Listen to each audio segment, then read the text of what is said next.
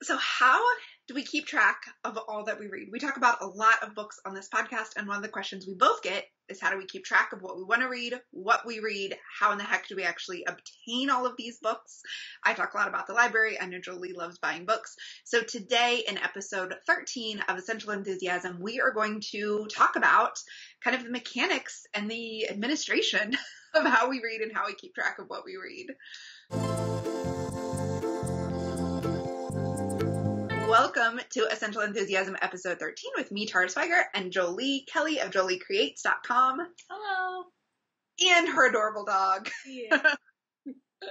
We would make this a dog podcast if our dogs would do it with us. Apparently your dog is on board. Yeah, this one is anyway. I love it. So let's start with, how do you keep track of what you want to read? Like, how do you keep track of what books you're going to go get? Or do you? Yep. So I have a really scientific method, and it's called I add them to my Amazon wish list. And that's pretty much the extent of my keeping track. If someone tells me about a book and I think I want to read that, I add it to my Amazon wish list. And then I can keep track of the price going up and down, because when something's on your wish list, it tells you like, oh, the price has decreased since you added it or whatever. So I can keep track of that, and then I delete them if I forget why they're on there. That's great. So how big is your list? Is it pages and pages and pages? No, it's not. I probably only have a page, because if I really want to read a book, I buy it. So that's the other method of keeping track of books I want to read, is that I will buy them. But yeah, I'm just not like that obsessed, or like I don't think about too much upcoming books.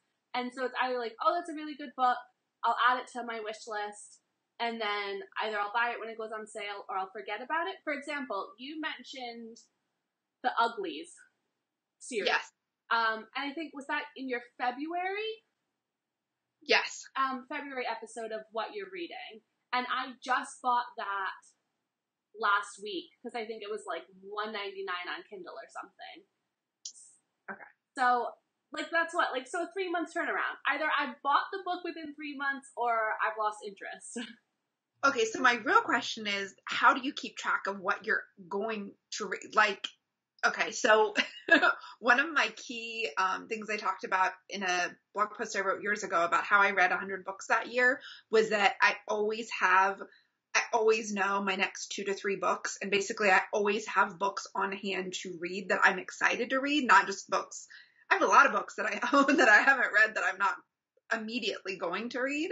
So I'm wondering, it doesn't sound like you keep track of like what's next. They just come into your house and like float around, and then whatever floats in front of you? Yeah, or like, because, and it's probably me being a rebel, or I don't know, I just pick what I want to read. Like when I finish a book, I just look at my bookshelf and I think, what am I most excited for? And I just pick one. Okay, that's stressing me out, man. So what do you do? Kind of the opposite. I have a Goodreads account, and Goodreads actually hooks up with Amazon. So if I start a book on my Kindle, it'll mark it that I'm reading it on my Goodreads. Mm-hmm. But I used it way before I even ever read anything on the Kindle. And it's just a place to type in literally any book and add it to your list. And I heard one of the podcasts I listened to review it like years ago, and they were reviewing like the social side of it, because then you can rate the book and you can review it and you can make friends, and friends can see what you read and you can see what they read. But I don't really use it for that at all. I use it just for its tracking. So everybody has a read, currently reading, and want to read shelf, but then you can create whatever shelves you want. So this is actually what I do after I've read it, but like, basically I hear about a book from anywhere. Like if you mention a book, if a podcast mentions a book, if somebody posts a book on their Instagram, I just add it to Goodreads. And Jay is actually used to, if we're on a road trip together and I'm driving and we're listening to a podcast and they mention a book, I'll be like, open up Goodreads and add that to my Goodreads.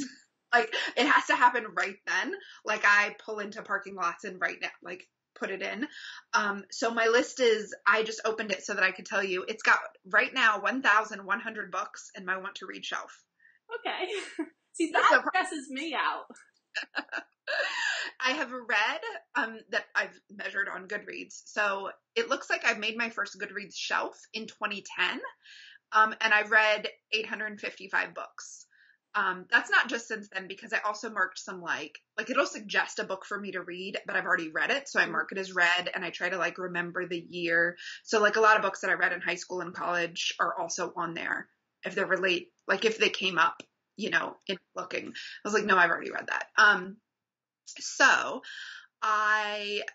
that's what I do. I add it to my want to read list on Goodreads, and then it stays there. And I basically scroll back through the first couple pages when I'm like feeling like I might run out of books to read. I go and this actually brings us to the next question, which is like, how do you obtain books? But actually before that, I want to ask you, how do you keep track of what books you have read? So I'm using Goodreads for both what I want to read, and then I mark it currently reading when I start it, and it automatically adds a date.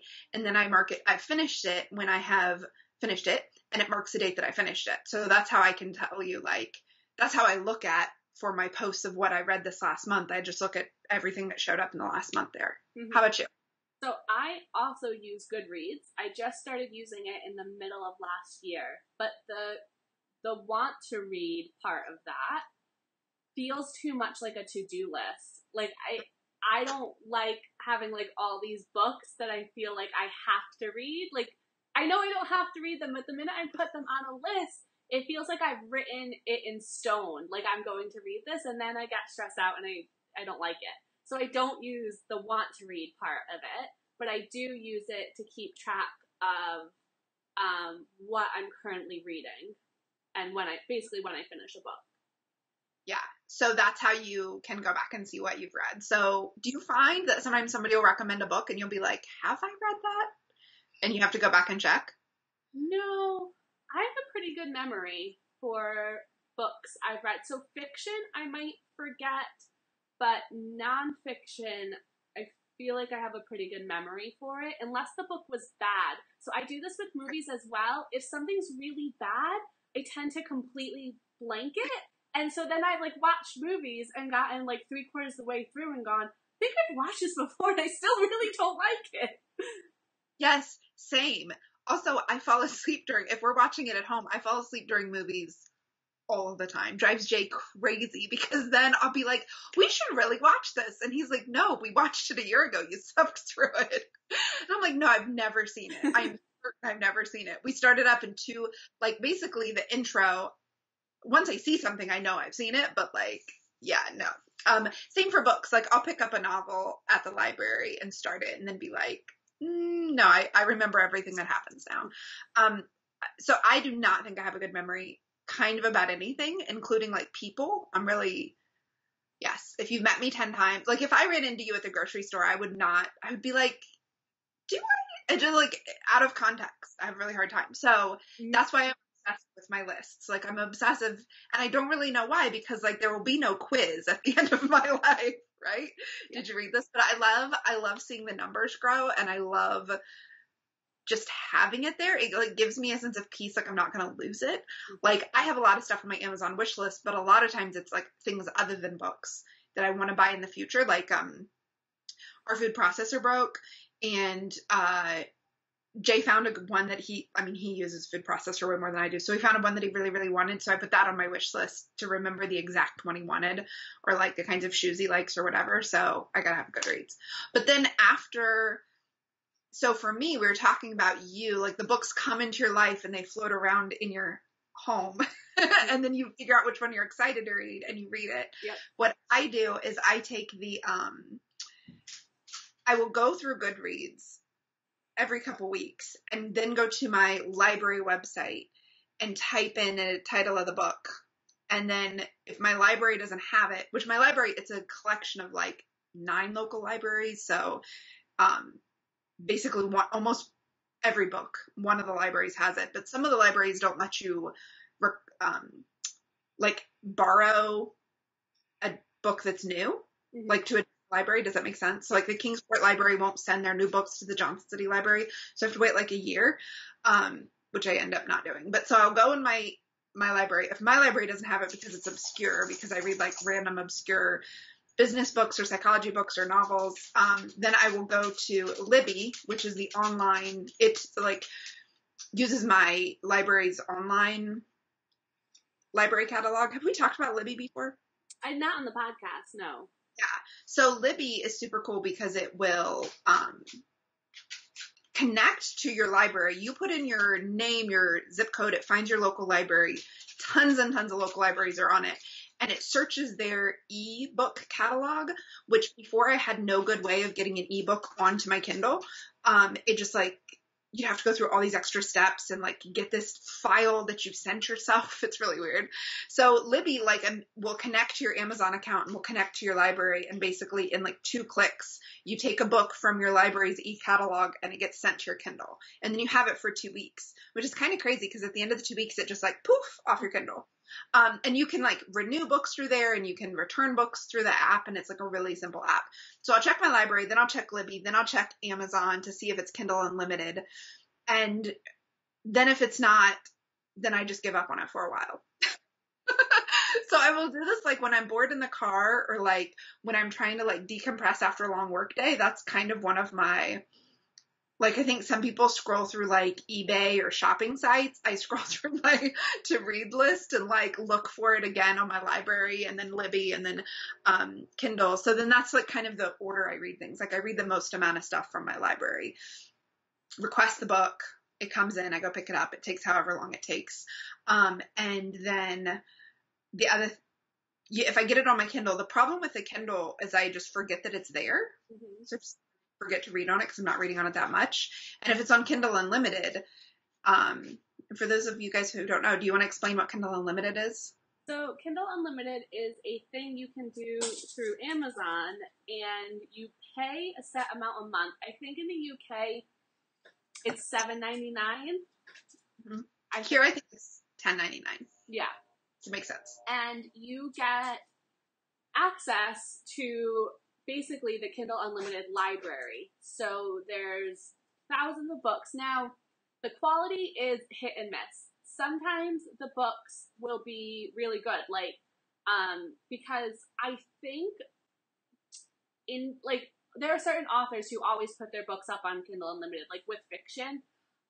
Nonfiction's a little bit harder to get good Kindle Unlimited, I feel like, but you have access to the whole library. You can have 10 downloaded at any one time. Then you return it when you finish and you can get a new one, just like your library. So yeah, I use it quite a bit. Yeah. Yeah.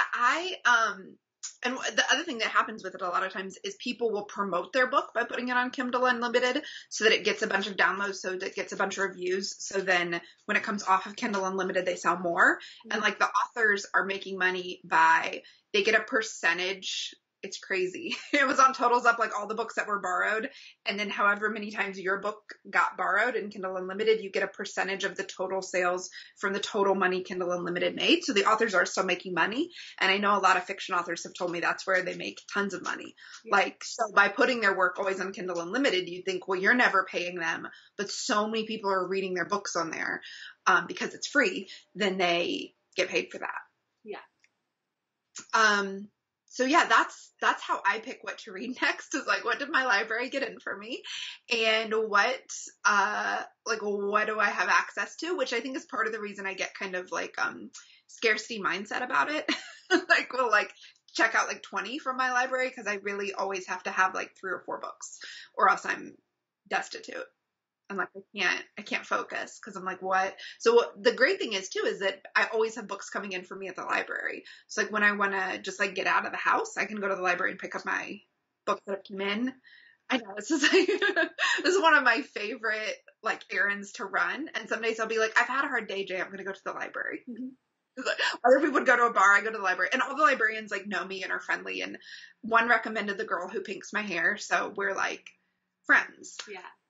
I just think this says so much more about our personalities than like our book buying habits, because like the idea that there's books waiting for me at the library to pick up, like I'm already stressed out. Like I just don't want to go.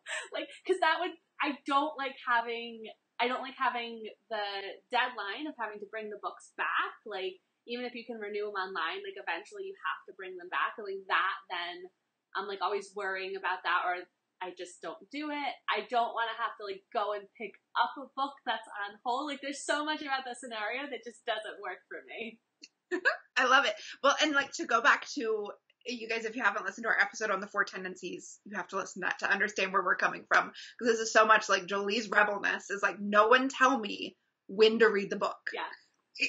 Whereas because I'm a questioner, and Jay will tell you, I will spend like an hour trying to figure out what is the right book for me to read. Like, well, this one, blah, blah, blah. Whereas this one, blah, blah, blah. I don't know which one to read. And so like, I have gotten like, so I don't know what the right decision is. Like, what's the most logical decision? So I won't pick up either. And I'll read like either something else entirely, or I'll just listen to podcasts and knit. Like, and I actually think I would read more if someone would just tell me, like, this is the next book for you to read, this is the next book. Or if there was some logical equation I could put the book through to come up with the right answer, that would be ideal. Because if somebody told me what to do, I'd be like, but why? But if like, so often what I do is because I'm going to the library all the time, they all have different due dates. So I let their due dates just dictate what I'm reading when. I really like someone to tell me if their reason has logic. Right. So do you have problems with like starting a book and not finishing it? Like, does that bug you? Do you have to finish? I don't have to finish. Do you have to finish? No, but so I'm wondering, like, what's the stress about the decision? Like, I must have 8 books that I'm like 1 chapter in that I started reading because I wanted to, and then I was like, and I'll just pick up a different book. Like, right. Yeah, no, I will totally give up a book. Like, I'm done. I'm not going to read it anymore. I think that the thing is like, what do I most want to read right now? And I can't decide because I don't know what's in the book. And like, so this is a problem no one talks about with being a questioner, because questioners think being a questioner is best because it's logical. But the downside to all that logic is that which one of these this is also a problem with ice cream, with dinner choices. Which one of these will I enjoy more? I don't know because I haven't yet experienced it. So I cannot make the right decision. You know what I mean? Yeah. So like really as a kid, like ice cream. So I don't know if you're familiar, you're an American, with Baskin Robbins 31 flavors. Yep. Like they have 31 flavors. I would make everyone not enjoy it because I would be so stressed out I would cry over which flavor I should get. And it wasn't until I got older and my mom would let me get 2 scoops that like that calmed down, because I would just like so much, what if I choose the wrong one? Like I need to choose the right one. Like it needs to be. So same thing with books. I mean, I don't burst into tears hardly ever over books anymore, but I do like, what is the book I'm going to enjoy most, or what is the book I'm going to be most glad that I read? I want to pick the right choice. And it sounds really stressful, doesn't it? It does. So, well, I think that might be why I read so much, because I'm like, okay, well, I have to make sure that like if I was trying to decide between 2 books, I'll just read them both. Right. Right. But if I don't like it, I have no problem getting rid of it. Then I'm kind of released. Like it's obviously not the right book, so it's no problem. That's so funny, because I think, I don't know, I just don't have any of that stress. Like I'm, for all my faults, like I'm pretty good about making decisions, but I also like what's familiar. So like, I would always get mint chocolate chip. Like there's not even a question for me. It would just be mint chocolate chip, and I don't stress like, oh, what if they have, you know, cookie dough, or what if they have like peanut butter fudge? It's just like, yeah, but I like chocolate chip, so I'm going to get mint chocolate chip. But what if the fudge brownie is like what you really need today? Like what? I don't understand. I'm going to totally follow. And it actually, yeah. So I kind of feel like this is a therapy session. Yeah. Well, I do this with movies as well. And my husband and I have had this conversation because if I had the choice between only being able to rewatch movies and only being able to watch new movies, like I would always pick being able to rewatch movies. I could rewatch the same movie like 100 times and be really happy. I like the familiar, and I like knowing what's going to happen. And so like I don't stress about all of the what ifs, like what if that's better, what if I would like that more. I'm very much like, but I like this thing, and so I'm gonna take what I know and what I like. Yeah. No, that's crazy. You're wrong. No, I know what you mean. But we also had this discussion about Netflix queues because we're both married to obligers, and our obliger husbands feel like once you put it on the queue, they're like obligated to watch it, and that makes Jay not want to watch it because he feels like someone's telling him to watch it. Yes, my husband as well. It's very, he's like, so now when we want to watch something, I don't add it to the queue. I write it down on my own Post-it note that that's not like a public Post-it note. I mean, it's not like hidden anywhere, but Jay wouldn't find it. And then, so I will look at the Post-it note and be like, put it down and then be like, hey, would you like to watch this or that? That way it never entered the queue, but I really love to keep track of things. Like I like to see what my options are. Because I feel like I already made the decision I wanted to see it. So now I'm just choosing between a couple things I've already decided I'll at least be willing to give a shot to. Right. That's how I feel about my next Netflix queue as well. Like, it's just a collection of things I want to watch, and I just pick something. But my husband, like, as soon as he puts something on the queue, he doesn't want to watch it. I'm like, but that's kind of what you said about Goodreads, is that having all the books would feel like it's readless. Is it because we, like, associate sometimes, like, books with homework? Yeah, even though there's something about, like, that specific format that it feels not like a list of books I want to read, but books I have to read. Whereas my Netflix queue never feels like I have to watch these. I don't know if it's books or movies, or if it's just, because I had the same issue with goal setting. Like, when I first started goal setting, is I didn't like to write things down because then it felt like I had to do them. And if I changed my mind, I was failing. Like, I'm still in that mindset of books. Like, if I publicly commit to reading a book and I don't do it, then I feel like somehow I failed. Whereas I have none of that with movies or TV shows. Right. Yeah, that makes sense. Like, and I guess I really don't ever think about anybody seeing my Goodreads list. Like, it's not public accountability. It's more like my own brain dumping ground. Yeah. You know, and I did for a while. Like, I think my uncle or somebody followed me on Goodreads, and I got, like, really nervous about the books I was putting on it. Then I was like, no, this has to just be, like, this is, like, literally everything anyone's ever said to me about a book. I'm going to put it on the list, and if it just happens to be in my library, then I'm going to read it. And I feel like, I kind of the way that both of us deal with books is giving us, like, I know you like the familiar, but it still seems like the way that you're going about getting books is giving you, like, a wide variety. Because that's the other thing a lot of people ask about is, like, how do you find so much different stuff to read? And I'm like, for me, the library is like a limiter that then, like, makes sure that I'm basically reading random stuff. Just whatever they have, so you know? I actually really like to go to the bookstore. I'll go maybe once a month. When I go to get my hair cut, I go to the nearest city and I go to the bookstore and I just browse. And either I'll see books by familiar authors and I'll want their newest book, or they'll just topics. And so then I'll usually buy 2 or 3 books once a month from the bookstore and bring them home. I don't get a lot of recommendations, honestly. I'll listen to books. If you say a book is good, like, I'll add it. I don't listen to a lot of other people about books I should read. And I get emails from, like, Amazon and from the bookstores that are like, because you've read this, you might like this new book. And I'm like, okay. So that's kind of how I'm picking books to read, is just scanning. Like, okay, let's talk about this. So I read 2 categories of books. I read fiction, which is nearly always like a really cheesy chick lit romance. It's just, I really like just cheesy fiction books. And I read young adult. So particularly young adult dystopian, but I'll give kind of any young adult series a go. And then I read nonfiction, and my nonfiction is nearly always business, personal development area.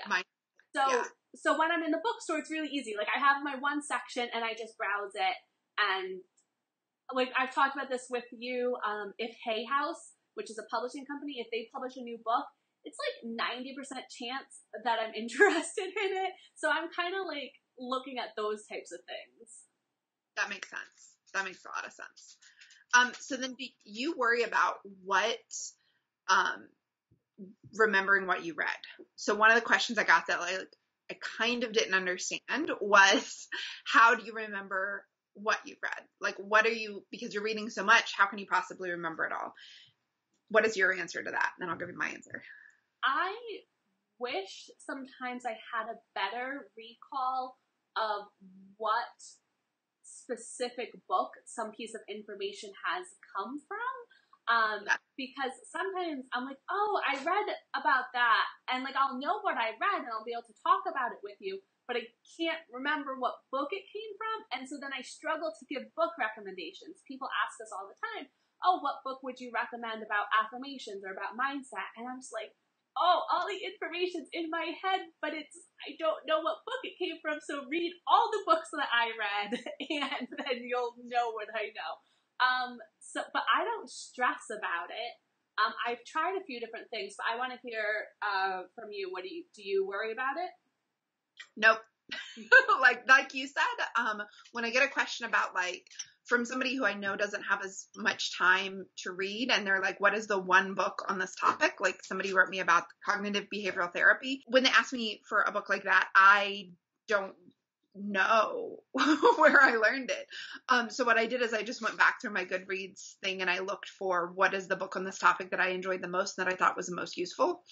Like, I don't know if that actually has what they were hoping it had in it, but they ended up liking it, so it worked out. But I don't spend any time trying to remember, because the stuff that's good sticks with you. And I actually will often, with a business book or like a morning kind of, I guess personal development's the word. With that kind of book, I'll read in the morning with my cup of coffee, and I'll often journal right after. So I'll either write like a quote from it, or I'll write something that it reminded me of, or I'll make it I dig deeper into whatever that topic is. And by doing that, basically by thinking through what the book is saying, I remember more of it. And then also talking about it on the podcast, like any book that we've talked about, I now understand and remember more than books that I hadn't talked about. So just like having a conversation with somebody about it is the best way to remember, but I don't worry. I'm like, there's no test. And it doesn't matter. Like if I enjoyed the reading process, that's kind of all I care about. To me, it's kind of like being a process knitter. Like if I enjoy the process of knitting something, I really like to have the finished object, but I've lost a lot of hand knit things in my life or felted them. It's fine. I enjoyed the actual knitting. So that's how I feel about reading. Yeah. So I have tried creating like a Google Drive, like a document with like quotes from a book that I'm reading.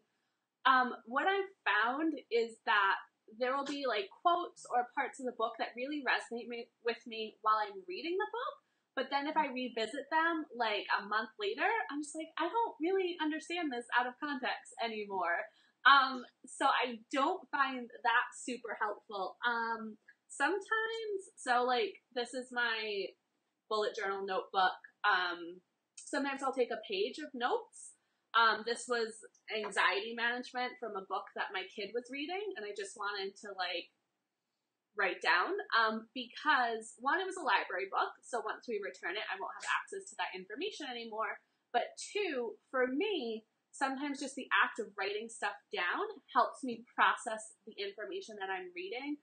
I'm very much like a kinesthetic learner. Like I learn best when I'm doing and when I have tactile feedback and all that. So sometimes I do just need to write stuff down. But that's just a way of getting it in my head, and then I don't ever look back at those, and then it just allows, it's just like another piece of nugget that I know and that I can kind of talk about on a podcast or something. But I don't do it for anyone else. I do it for me. If I'm learning something from a book, it's like being back in school. I take notes. But most of the time, no. Yeah. And that's the same for me. I actually do it, I'm journaling on the book, or I'm thinking about it, or I write a quote down. It will inspire something, because my whole life is making content for the podcasts, or Instagram, it'll inspire something like that. And I have conversations about books, but I'm not, the book, all the books I'm reading is because I want to read them. I will occasionally read books one that comes to mind is like Chris Gilbo's The $100 Startup. And even like Gary Vaynerchuk's books, I read because I wonder, is this a book I should refer to someone else? And in that case, the main thing I worry about remembering is like, would I recommend it? Yes or no? Yeah. That's kind of what I like. That's all. And even in my, on Goodreads, a lot of people leave like massive, not even reviews, but like, summaries and notes, and I don't know. I always think I'm going to, and then I don't, because like I said, if I enjoyed it in the moment, I'm like, good book. Yeah. Glad Yeah. The other thing is, I also feel like not trying to remember any individual book particularly well helps me have like my own thoughts on it. Like, I don't want to just regurgitate one book to you. I want to read like 5 books about mindset and kind of just absorb all the information in my own way, add in my own thoughts and opinions, and then talk about it. Like, so I don't try and like be able to quote a book offhand or specifically recite any one author, because like that's not what I'm doing with my life, Right. Totally. And that's what you said about having your own thoughts about it. I think that's the key that like people don't, when it comes to reading nonfiction. Obviously fiction is like total fun. When it comes to reading nonfiction about anything you're going to apply to your own business, like the job of the book isn't to tell you what to think and what to do. It's to help you spark your own process of what you're going to do. Of course, it's easy for us to say because you're a rebel and I'm a questioner, but like no book is going to tell me what to do. But for the obligers, like any book you read is going to tell you what worked for that author. It's not going to tell you what you should definitely do. So like always, I'm like, you're going to take any book, no matter how like specific and advicey it is, to figure like, and then fold it into everything, right? Like, and so it doesn't matter what specifics. I mean, and I say that, and I'm somebody who writes business books, but even those books are all about like, but what about you? Like, let's focus on you, not on what I have to say. So I think that, when you kind of like, just think, okay, I'm reading this book because it is going to add, like if I get one tiny piece of knowledge, even if the book is like 90% stuff I already knew, which I'm sure with business books, you find this all the time. We talked about this last week, with the Brendan Burchard. No, that's yeah. I got that totally wrong. A lot of times business books or mindset books are like 90% something you already heard. But if like even 1 minute of it, you're like, oh, I hadn't thought about it like that. To me, it's totally worth it. Yeah. What ratio of like fiction to nonfiction would you say you read? I couldn't tell you. I'm going to scroll back through my Goodreads. And here's the thing. Lately, it's been more novels and less nonfiction because of just where I am in my business and my energy, where I want to spend my energy. Like I'm using reading more as like, escapism isn't quite the right word, but like relaxation. Self-care, yeah. Yeah, exactly. Like self-care. I'm using it like instead of watching Scandal or Grey's Anatomy because they're only on an hour each week. So with the other hours, I'm reading novels. But for years, like I think really 2014, 2015, they were like all business books. And actually it's the years that I read less overall that it's like mostly business books. Yeah. Those years would have been like something like 80% nonfiction and like business and psychology and science, social science, all of that. And then, more recently though, like I was just looking at my last month, it's 1 business book, 4 novels. Right. And before that is about 2 business books and like 5 novels. Yeah. And like 1 like random nonfiction. So I'm the same way. I would say I'm consistently reading maybe 1, sometimes 2, but mostly probably 1 nonfiction book a month. And so at times when like I wasn't reading a lot, kids, whatever, it was all nonfiction. But since really discovering like, or utilizing Kindle Unlimited, the amount of fiction that I read has gone up because I won't buy fiction books. I read them too quick. It takes me 4 or 5 hours to read a fiction book. I'm not paying. Then I'm like, I have the book and then I have to go donate the book. I could go to the library for fiction, but again, then we have just issues with the library, and then I feel like I have to read that book because I got it at the library. But with Kindle Unlimited, yeah, I probably read 8 to 10 fiction books a month to one nonfiction. But I get more out of, like, I would enjoy the nonfiction maybe more, if that makes sense. Where the fiction's definitely just like escapism. Yeah, totally. That's a lot of books a month. But you said 4 to 5 hours, so these are like, if they were printed, they're like 200 to 300 pages. Yeah, I mean, so I think, especially if I'm reading young adult, there's a series that I'm reading, which I've talked with this, for some reason, with series, if I get wrapped up in the characters, no matter how badly written it is, I get invested in the characters, and I have to know the outcome. Like, I have to get to the ending. So I'm reading like a 7-book series that the writing is just middling, but because it's a young adult, it takes me maybe 3 hours to read the book. So that's an evening for me. That if I start that even if I start it when the kids go to bed at 9, I'm done that day. So that's how I get through 10. Because there will be times on the weekend where I'll read 2 or 3 books just on the weekend. Yeah.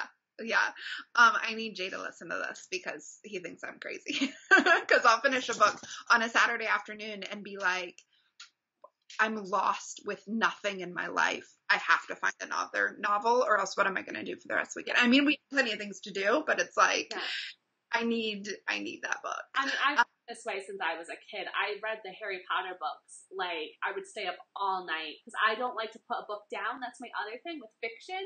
I generally read through it in 1 or 2 sittings. I'm not great with stopping.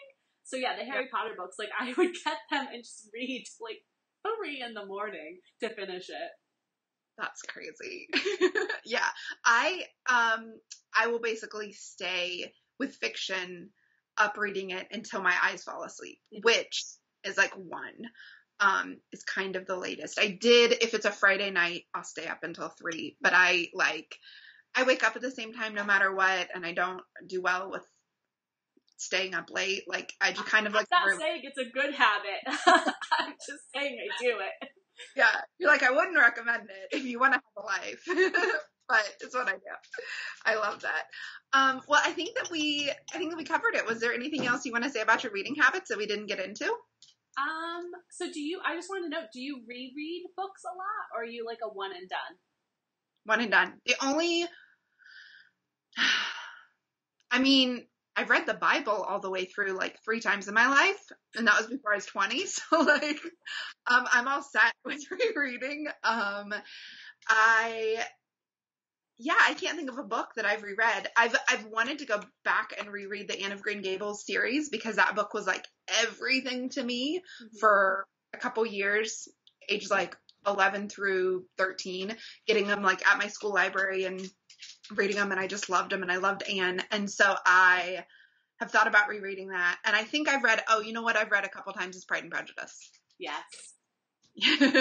That's kind of just like, literally, like, if there's nothing that I feel like reading in my house, I'll be like, I could read Pride and Prejudice. Like, if it's a Sunday afternoon and we don't have anything to do, but I don't have any library novels. Here's the other thing that happens with me. This is one of my reading habits, is I will have 1 or 2 nonfiction books going at a time, but there are like huge chunks of reading time where I don't want to read nonfiction. Yeah. I think it's partly because of my work. Like, I just want to read fiction on the weekends. I do not, and this is even true of like podcasts. Like, I won't listen to a lot of business related podcasts on the weekend either. I listen to like news or culture or whatever, because I'd rather think about politics, which is saying something, than think about work on it. Especially a busy work week.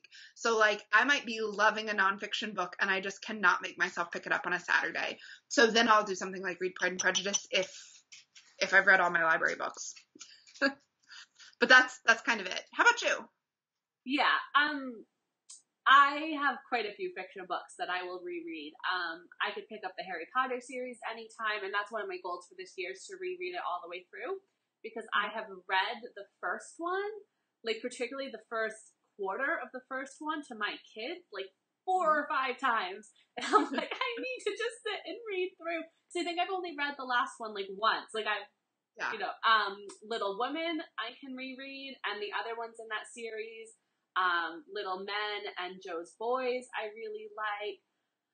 I've read Twilight more times than I should admit. Like, the whole series, that's one. I can't just read the first book. I have to read all 4 of the books. Friendship over. Yeah, I know. There's a few books, not a lot. Some of the Hercule Poirot's, I'm a big fan of Agatha Christie. So I've read some of hers a few times. Yeah, I have a small collection. So Pride and Prejudice, Jane Eyre, Sense and Sensibility. I have a big collection.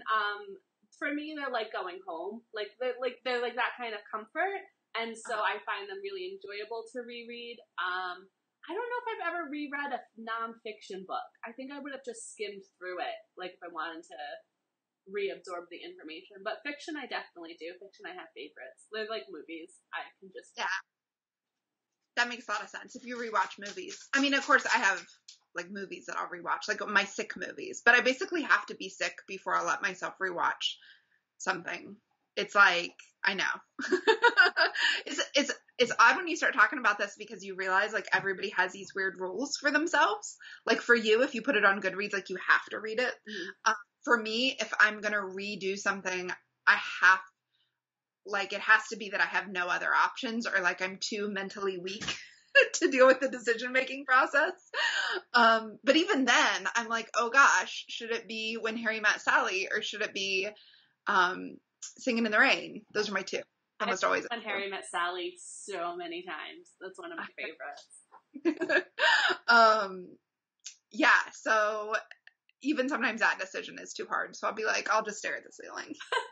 Decide. What if I get it wrong? I think that makes sense. I think you probably give yourself like decision fatigue and you just like, I just can't make a decision, so I'll just not do anything. This is the thing with questioners, is I actually think that we get decision fatigue like earlier in the day. I mean, especially if you're self-employed, everything is actually a decision that's up to you. But like, I definitely like, so it will be dinner time. And I know everybody feels like this when they're stressed, that it's just like, I can't even decide between these 2 options. My brain has shut down and it won't decide. So that's probably like, because I'm reading as self-care, like I'm usually pretty either tired or like decision tired by the time I'm making that decision. Because I treat everything like it's like a decision. Yeah. I'm starting to appreciate being a rebel a little bit more. On the flip side though, like I don't, I have all my reasons why being a questioner is better than anything. And it's because like, I'm like, well, I'm always making the right decision. Like at least I'm thinking about the decision and trying to make the right decision. Whereas I feel like I'm always making the right decision too. I'm just doing it a lot quicker. Yes, but I'm logical. I love it because this didn't come up in the 4 tendencies because we were just talking about all of them, but like in literally every other area of your life, like the tendency thing really impacts, like, I don't really think that we do things differently at the end of the day. Like we do the same things, maybe we would come to the same conclusion, but we just like get there in such a different way that it's really helpful to know that about somebody. So you're like, with me, you'd be like, why are you taking so long to order lunch? And you're like, oh, because you're trying to make the logical decision. Yeah. I would just order for you. I'd just be like, I'm done. You have 5 minutes and then we're done. I do this with Jay all the time. Like I'm one of those wives for completely different reasons where I'm like, you need to just pick what I'm going to eat because A, I always end up wanting whatever he chose. And B, like I will just spend too much brain energy on it. And when we're traveling, especially, like often I'll just eat the same thing, like at every one of those kind of restaurants. Like when we were in England, there was like this kind of pub that I think was like a chain, but each one had a different name. They were all like the hen and chicken or the stag and whatever. But it all had the same menu, which we didn't realize until we were in our second or third one. And so then I just always got the same thing, which was delicious. It was called vegetarian fish and chips, but it was, the fish was halloumi cheese. Oh, nice. You can't really get here. And it's like in this delicious breading. So fish and chips and mushy peas. And I ate that like 10 times in 7 days because I was like, too many decisions. What train to take, where to go, what to say to this person. Like, I was like, just the same meal every time. So yeah. Okay. I think we can get off topic now. Back to reading. So I think that we covered everything about our reading habits. Yeah. And also now you know about my decision-making habits. Yes. So anything else you want to say, or shall we end it here? No, I think that's good. Thank you so much for everyone who's watching. Remember, you can watch these live by joining the Take Care of Yourself Facebook group. If you just search for that, or go to Tara Swiger's Instagram page. It's in your profile. Yes. That's right, it is. I was like, wait, what? Yeah, thank you so much for listening, and thanks for being here with me, Jolie, talking about books. No problem. Have a great day.